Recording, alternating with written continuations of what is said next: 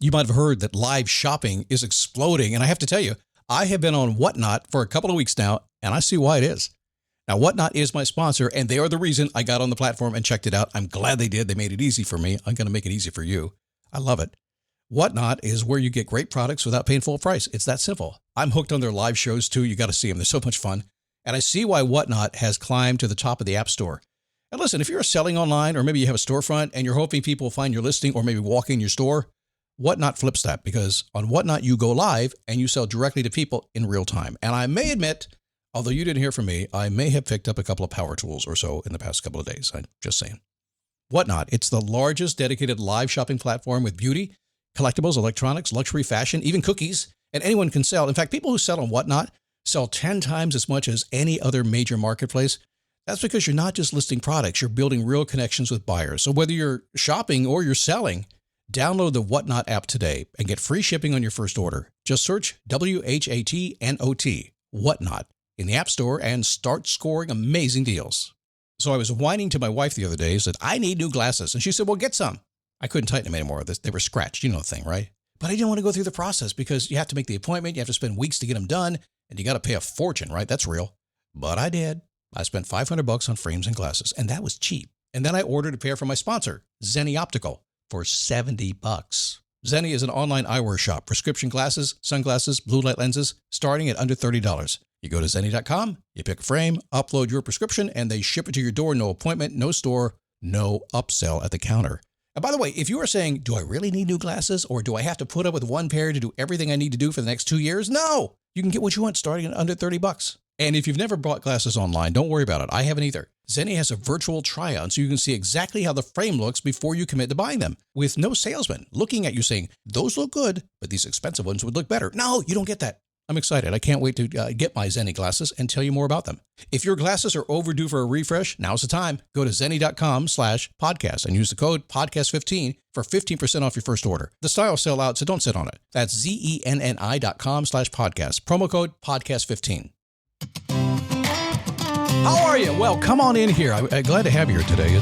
Easter Sunday's coming, isn't it? I'm so excited because I believe I get to attend an Easter egg hunt this weekend. It's going to be awesome. Actually, that's not true because I got kicked out of the last one. I took out 3 3-year-olds. I need a boost. I need a daily boost. I need a boost. I need a daily boost. That's not true. I was just kind of funny. I thought about that, but no. But then again, nobody really could beat a 3-year-old at an Easter egg hunt. They can't do it. They're low to the ground. They're nimble. They travel on all fours. They suck up eggs like a vacuum cleaner. And it's crazy stuff, man. You can't do it. My name is Scott Smith. This is the Daily Boost. How are you? It's my job here today to have a little fun, to control myself from having too much fun, because that gets me in trouble sometimes, often. But I just got off a great call, my Face Your Passion Inner Circle call today. This is a great group. You've heard me talk about it before, but we got into a subject today, automatic motivation. I brought it up this morning. I kind of had a different way to present it to them, brought it up, and it just took off. It's those times when you just feel like you can do anything and you don't even have to work at it, versus the times when you can't get out of bed. How does it happen? How do you handle that? It's an identity issue. We'll talk about that. I'll skim the surface a little bit today. We covered 90 minutes this morning, and I only got about 15 right now, but I'll do the best I can, okay? That's the thing about it. When you have a group of people who get out of bed and show up on a call at 7 a.m. on a Wednesday morning and stick around for almost 90 minutes, you got something going on. If you're, this is not for beginners. This is not for this. You've got to invest in this. You've got to invest your time and your money and your heart and soul. If you're looking for that kind of room, maybe we're for you. Send a note to coaching@motivationtomove.com. Just say, hey, Scott, I've listened to you. I think I might be a good fit. Can we talk? Or something like that. We'll talk. We'll decide. You and I will just decide if it's a good place for you. And if so, I'll invite you in, okay? So I know a guy.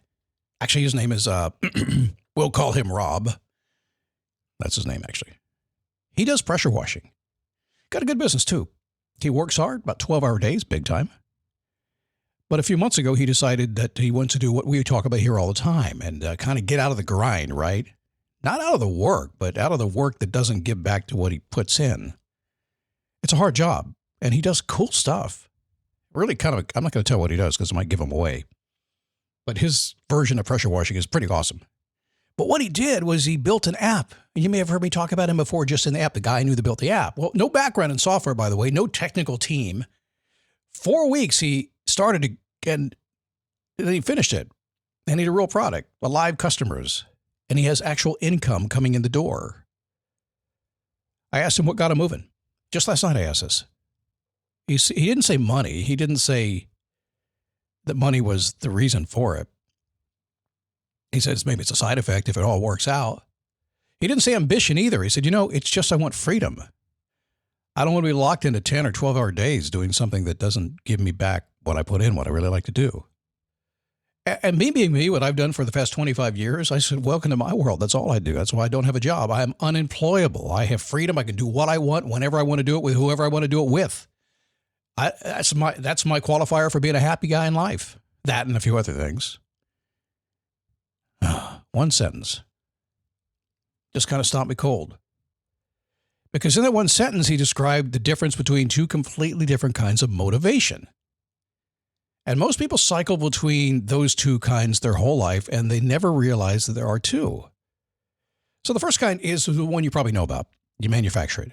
You push through it. You grit your teeth. You get up early. You stay later. You listen to Huberman and do the morning thing. You run harder. You drink that Athletic Green stuff, which I like, actually. Used to be a sponsor, not anymore. Give me money. It make me happier. Hustle works, man. I'll say it really clearly to you. If the goal is results through sheer force of will, you can absolutely do that. Plenty of people do. Not going to argue against it. It works. But hustle has cracks in the foundation. It really does. It always shows up at the worst possible time. So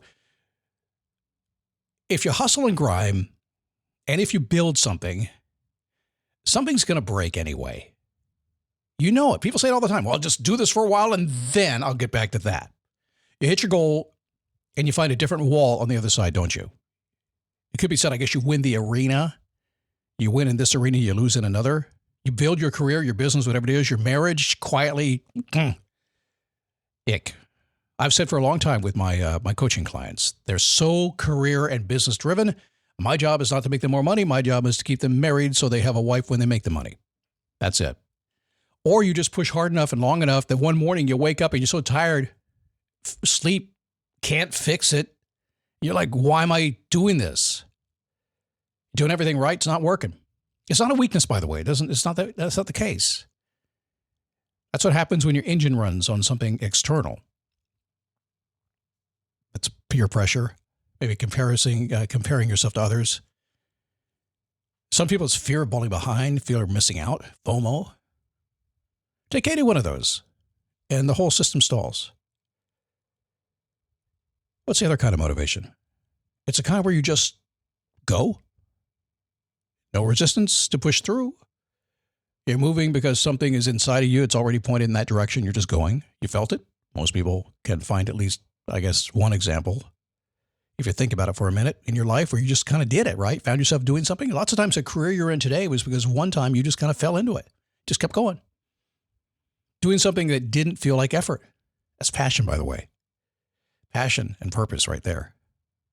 Moving forward without needing anybody to remind you why.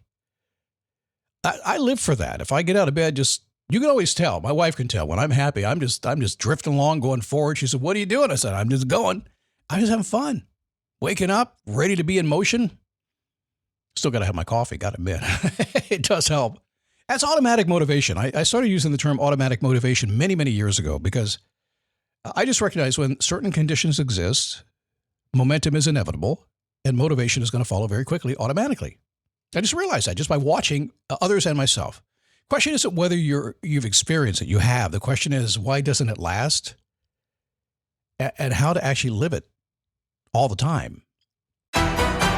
Marvel Television's Wonder Man, an 8-episode series, now streaming on Disney+. A superhero remake, not exactly what we'd expect from an Oscar-winning director. Action! Simon Williams, audition for Wonder Man. I'm gonna need you to sign this, assuming you don't have superpowers. I'll never work again if anyone found out. My lips are sealed. Marvel Television's Wonder Man.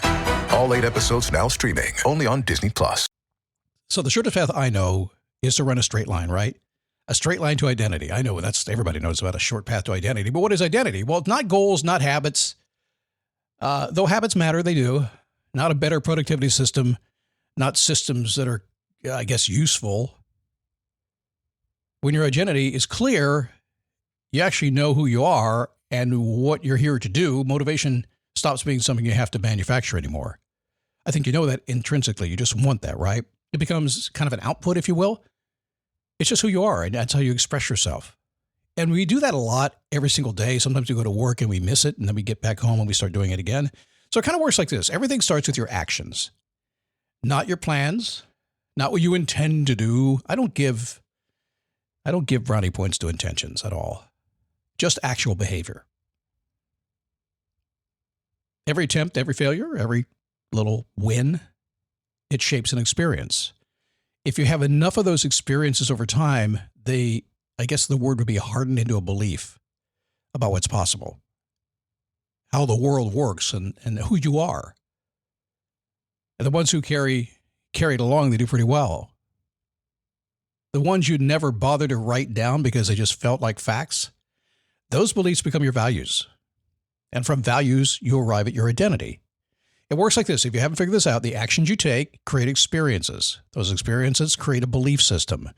Those beliefs then become the values that you hold and you will fight and, in fact, die for sometimes. And eventually they become your identity. And once you get to your identity, it's very hard to change.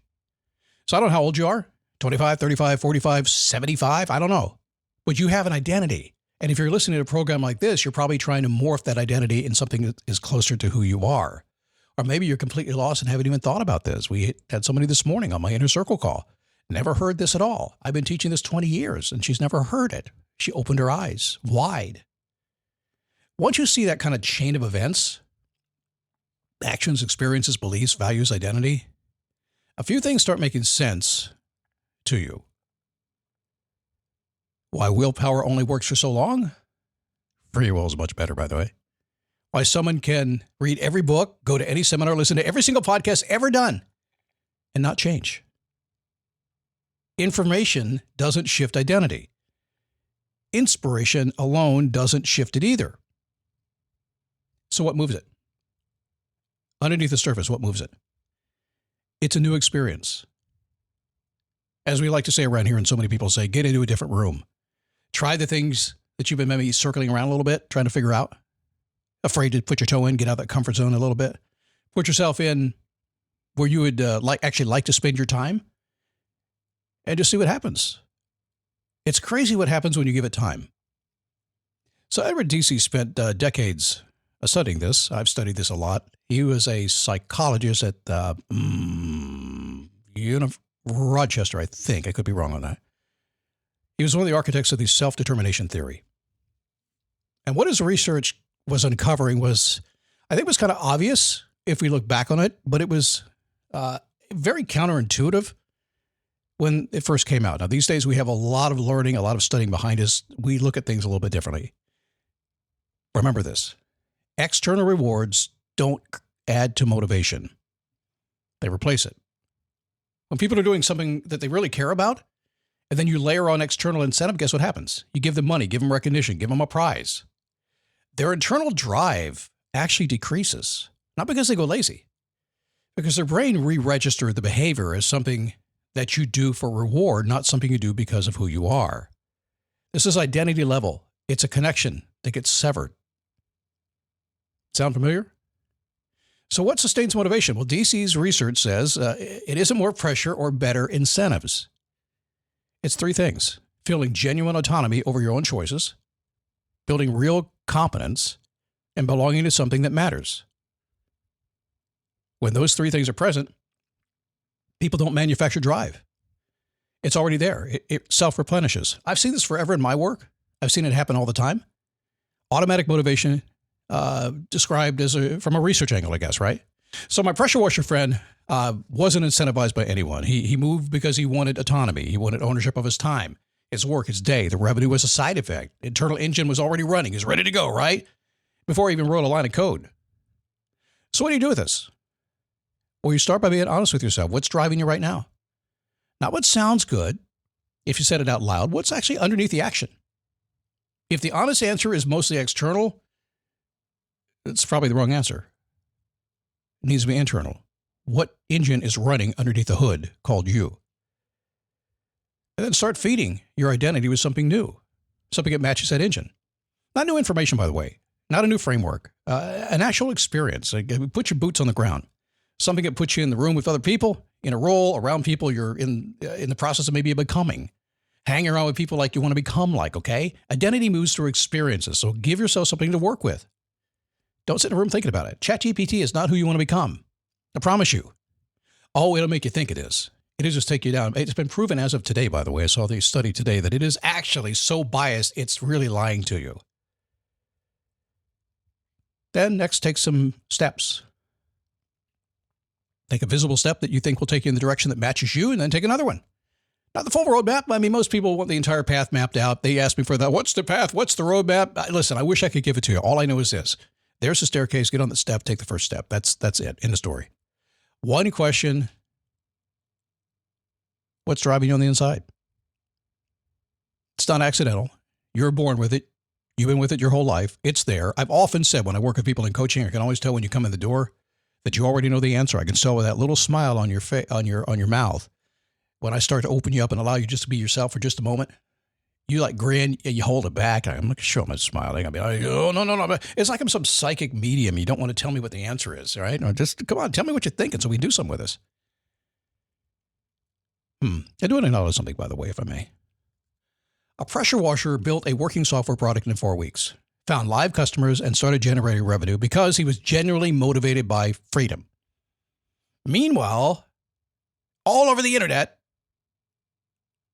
it seems to be dedicated to ideas that only the path to suffering gets you success. You got to sacrifice everything. Sleep less, outwork everyone, build, go, grind is the point. Pressure washer didn't build a personal brand around his journey. He didn't document the process. He didn't hire a coach. He didn't join my mastermind, although he should. I might let him in for free, although he can afford it. So we'll see about that. He didn't spend 3 months building an audience first. He built the thing because his identity told him to build the thing. And sometimes the most useful wisdom shows up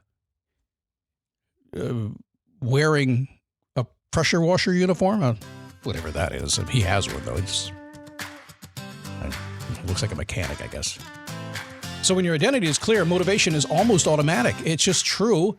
When it's fuzzy, you manufacture it and it runs out of fuel. Good news is your identity isn't broken. It hasn't failed, It's just been shaped by experiences. Some you chose, some you didn't. You can always feed it more and get new experiences. Start there, the motivation follows automatically.